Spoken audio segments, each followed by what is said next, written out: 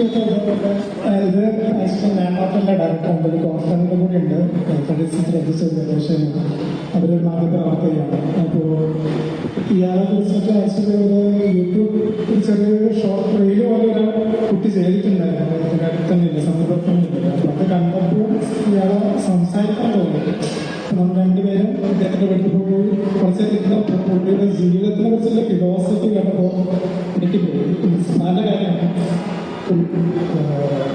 പുള്ളി കിട്ടാനുള്ള കാരണം ആക്ച്വലി മൃതദേഹം എപ്പോഴാണ് വെള്ളി വരിക, എപ്പോഴാണ് പോകാമെന്ന് നമുക്കറിയില്ല.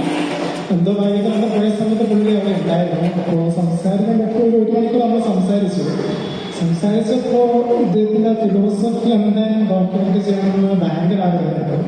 ഒന്നും കിട്ടിയില്ലെങ്കിലും ഇദ്ദേഹത്തിന്റെ ഈ സംഭാഷണങ്ങളും ഡോക്യുമെന്റ് ചെയ്യണമെന്ന് ഭയങ്കര ആഗ്രഹമായിരുന്നു. അങ്ങനെയാണ് തുടങ്ങിയത്. തുടങ്ങിയതിന് ശേഷമാണ് പുള്ളിയെ കിട്ടാൻ ഭയങ്കര ബുദ്ധിമുട്ടായിരുന്നു. അപ്പോൾ ഇതിന്റെ ക്വാളിറ്റിക്ക് ഒരു ലോ ക്വാളിറ്റി ഉണ്ട്. കാരണം നമ്മള് ക്യാമറ രണ്ടെടുത്ത് പോയ ദിവസം അദ്ദേഹത്തിന് കിട്ടിയില്ല.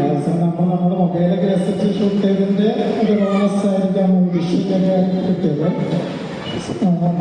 ചുരുക്കി പറഞ്ഞാൽ കൂടുതൽ പറയാനായിട്ട് മെട്രോപൊളിറ്റൻ സൊസൈറ്റിയോട് താങ്ക്സ്.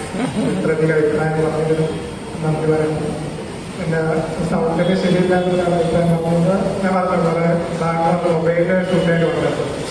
അപ്പോൾ അത് പിന്നെ സ്പീക്കറിലേക്ക് കൂടെ വരുമ്പോൾ ചില പ്രശ്നങ്ങളാണ്, സത്യമാണ്.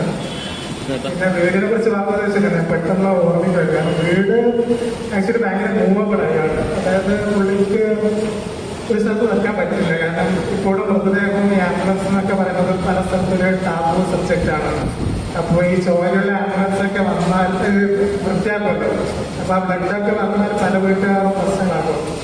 അപ്പോൾ ഇതെന്നെ ഇപ്പോൾ ജസ്റ്റ് പിന്നെ മാറിയ വീടാണ് ഇത്. പക്ഷേ ഈ വീട് എന്തായാലും മാറേണ്ടി വരും. ഞാൻ ഓൾറെഡി അത് നോട്ടീസ് കൊടുത്തു, മാറണം, ഒരു വർഷത്തെ കോൺടാക്ട്. അപ്പോൾ ഇങ്ങനെ മൂവ് ചെയ്തുകൊണ്ടിരിക്കുന്ന ഒരു മനുഷ്യനും കൂടിയാണ്. പെട്ടെന്ന് പറഞ്ഞിട്ട് എനിക്ക് തോന്നുന്നു. Thank you. ഓക്കെ.